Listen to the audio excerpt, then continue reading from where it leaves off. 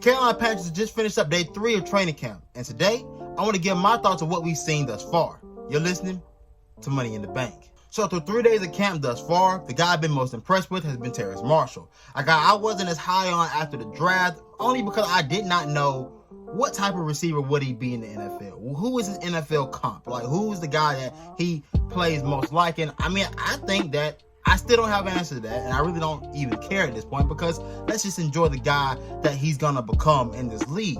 So far through camp, he's shown that he has the ability to go get the ball out the air. And that's something that the Panthers haven't had in a receiver in quite some time. Right now, DJ Moore has been our best jump ball threat, and I'm not gonna lie, while he is a great jump ball threat, he's proven that. You want to have a big body guy to be able to handle that task, especially in the red zone, to give us more flexibility with the packages we can use in the red zone. Terrace Marshall probably is that guy, coming in at 6'4", 210 pounds, according to him, after his presser. He is the perfect size and has all the athleticism to allow us to go crazy with our packages this season. Sam Darnold seems to be providing a lot more offensively. I mean, I won't say a lot more. He's providing a lively arm, an arm we haven't seen since a Cam Newton into this Panther locker room. Something that we have to keep in mind is that Sam Darnold is still learning a new system with a new coaching staff, so this is still new to him. So I think one thing the Panthers fans, Panther Nation, we all need to do is to be patient. Be patient with this team. And look, I'm not gonna lie, I'm not one for patience, because I mean, when they preached it to us, like last year when we hired Matt Rule, I wasn't big on it. But seeing as the progress that they've made, even though they depleted the team to try to rebuild it, whatever, but they have shown signs of being able to put a team together. Now, should we put all our eggs in one basket on Sam Darnold? I still am a little trepidatious about what he'll bring this year, but I am excited about the possibilities of a guy that has this much arm talent. Now, it's going to be on the coaching staff to truly find what is it that Sam can do well, and what is it that Sam is comfortable with doing that can help him elevate to the next level. That's all we truly know right now. But we'll move on to the defensive side of the ball. So far through 3 days, Jeremy Chin has still shown a knack from getting his hands on the football. That's one thing that I was worried about going into camp, especially for a guy that played around the ball last year in the box.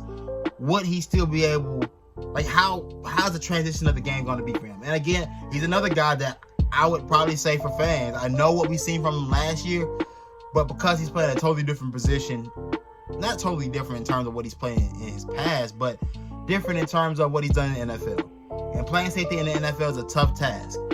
And because he played a much different style last year, be patient with him. But a guy that, if he can continuously show that he can get to the ball, a guy that teammates are calling him Baby Lebron because of how freakishly athletic he is, and the things he can do on the football field are like none other. I'm excited to see.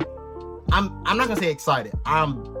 I'm concerned, one, because we're moving a guy to a different position, and away from a spot where he thrived at last year. So I am worried. And B, we are, we're asking a guy to transition to a tough spot in the NFL.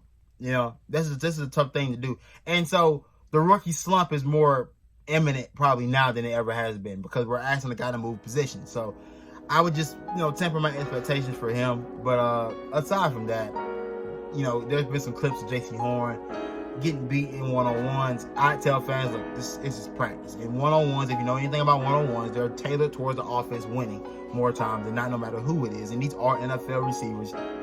These are NFL-level athletes. So don't be shocked when you see guys throw interceptions, get beat on passes. Like, it's going to happen. But the main point of this entire video is that for fans, just relax, enjoy the ride. Just don't put any stock into anything. Just enjoy watching these guys progress. Preseason games are going to be the biggest tell signs of what we have moving forward. But that's all I have for you guys today. I've been, glad to be back with you guys. Been gone for quite some time. But be sure to check out our Instagram page as we're releasing our all-time fantasy teams, and let us know who you think will win. My team is loaded. Tyler's team, pretty gas. Jeff and Jack also put together a great roster. So be sure to go to our Instagram page and like like and share, and tell us what you think. But I'm your host, Shontis, and I'm out.